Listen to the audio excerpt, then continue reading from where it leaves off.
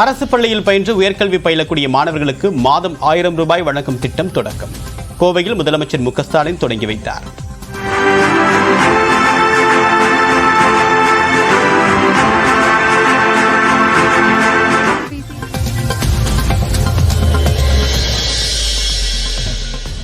Kovai உக்கடத்தில் 3.5 kilometre தூரமுள்ள புதிய மேம்பாலம் திறப்பு.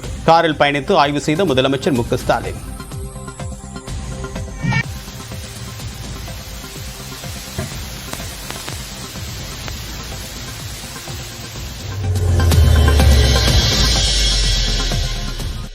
கோவையில் முதலமைச்சர் மு.க.ஸ்டாலினை சந்தித்த பாஜக எம்எல்ஏ வானதி சீனிவாசன் முதலமைச்சருடன் சிறிது நேரம் உரையாடினார். ஆம்ஸ்ட்ராங் கொலை வழக்கில் பாஜக வழக்கறிஞர் பால் கனகராஜிடம் விசாரணை. குற்றம் சாட்டப்பட்டவர்களுக்கு ஏற்கனவே பல வழக்குகளில் ஆஜராகியுள்ளதாக காவல்துறை நடவடிக்கை. ஆம்ஸ்ட்ராங் கொலை வழக்கில் கடந்த 4ஆம் தேதியும் தன்னிடம் விசாரணை நடத்தப்பட்டதாக நியூஸ் 18க்கு பால் கனகராஜ் பேட்டி. பார் கவுன்சில் தேர்தல் பிரச்சினை காரணமா என்றும் விசாரிக்கப்படுவதாக தகவல். ஆம்ஸ்ட்ராங் மனைவிக்கு கொலை மிரட்டல் கடிதம் அனுப்பியதாக தனியார் பள்ளி தாளாளர் அருண்ராஜ் கைது. செம்பியம் காவலர்கள் நடவடிக்கை. தமிழக மீனவர்கள் 32 பேரை இலங்கை சிறைப்பிடித்திருப்பதற்கு எதிர்க்கட்சித் தலைவர் எடப்பாடி பழனிசாமி கண்டனம். பேச்சுவார்த்தை நடத்தி மத்திய பாஜக அரசு நிரந்தர தீர்வுக்கான கோரிக்கை. டெல்லி மதுபான கொள்கை வழக்கில் கைதான முன்னாள் துணை முதலமைச்சர் மனீஷ் சிசோடியாவுக்கு 17 மாதங்களுக்கு பிறகு ஜாமீன். தப்பி ஓடிவிட மாட்டார் என்று உச்சநீதிமன்றம் கருத்து. ராமேஸ்வர மீனவர்களின் காலவரையற்ற வேலை நிறுத்தம் வாபஸ். இறந்த மீனவருக்கு நிதியுதவி அறிவிக்கப்பட்டதை அடுத்து முடிவு.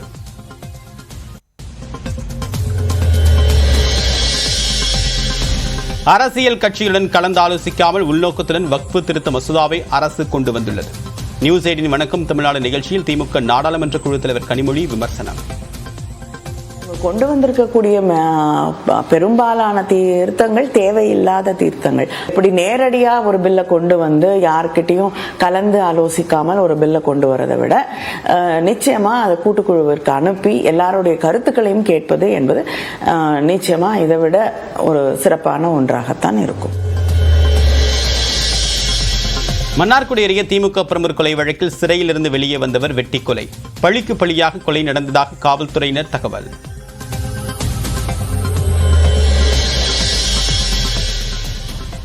திண்டுக்கல்லில் கிலோ 20 ரூபாயாக விலை குறைந்த சின்ன வெங்காயம் 1 கிலோ 20 ரூபாய்க்கு விற்பனையாவதால் விவசாயிகள் வேதனை. அரியலூரில் மழை காரணமாக இடிந்து விழுந்த நிர்மலா காந்தி பள்ளியின் சுற்றுச்சுவர். முன்னெச்சரிக்கையாக விடுமுறை அறிவிப்பு.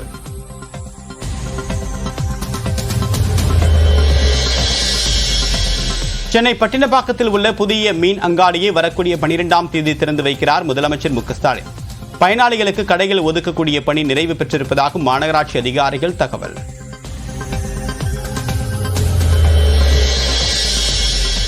இருபத்தி 4 காவல் அதிகாரிகளுக்கு கண்காணிப்பாளர்களாக பதவி உயர்வு. தமிழக அரசு உத்தரவு.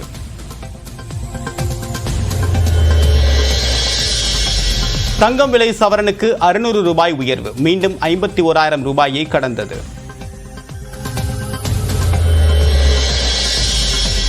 யூடியூபர் சவுக்கு சங்கர் மீதான குண்டர் சட்டத்தை ரத்து செய்தது சென்னை உயர்நீதிமன்றம். தாயார் தொடர்ந்து ஆட்கொணர்வு மனுவை விசாரித்த நீதிமன்ற அமர்வு ஆணை. சென்னை பாண்டி பஜாரில் பனகல் பார்க் பகுதிகளில் வாடகை செலுத்தாத 170 கடைகளுக்கு சீல். மொத்தம் 3 கோடி ரூபாய்க்கு மேல் பாக்கி வைத்திருக்கக்கூடிய நிலையில் மாநகராட்சி நடவடிக்கை. அரசு மற்றும் அரசு உதவி பெறக்கூடிய பள்ளிகளில் பயின்று கல்லூரிகளில் சேரக்கூடிய மாணவர்களுக்கு மாதம் 1000 ரூபாய் வழங்கக்கூடிய தமிழ் புதல்வன் திட்டத்தை கோவையில் முதலமைச்சர் மு.க.ஸ்டாலின் தொடங்கி வைத்தார். அரசு மற்றும் அரசு உதவி பெறக்கூடிய பள்ளிகளில் 6 முதல் 12ஆம் வகுப்பு வரை தமிழ் வழியில் பயின்று உயர்கல்விக்கு செல்லக்கூடிய மாணவர்களுக்கு மாதம் 1000 ரூபாய் வழங்கக்கூடிய தமிழ் புதல்வன் திட்டம் விரைவில் தொடங்கப்படும் என்று அறிவிக்கப்பட்டது. நிலையில் கோவை அரசு கலைக்கல்லூரியில் நடைபெற்ற நிகழ்ச்சியில் தமிழ் புதல்வன் திட்டத்தை தமிழ்நாடு முதலமைச்சர் மு.க.ஸ்டாலின் தொடங்கி வைத்தார். இந்த திட்டத்தால் 3,28,280 மாணவர்கள் பயன்பெறுவர் என்று தெரிவிக்கப்பட்டுள்ளது. இந்த நிகழ்ச்சியில் உயர்கல்வித்துறை அமைச்சர் பொன்முடி, பொதுப்பணித்துறை அமைச்சர் ஏவாவேலு, பள்ளிக்கல்வித்துறை அமைச்சர் அன்பில் மகேஷ் பொய்யாமொழி உள்ளிட்டோர் கலந்து கொண்டனர்.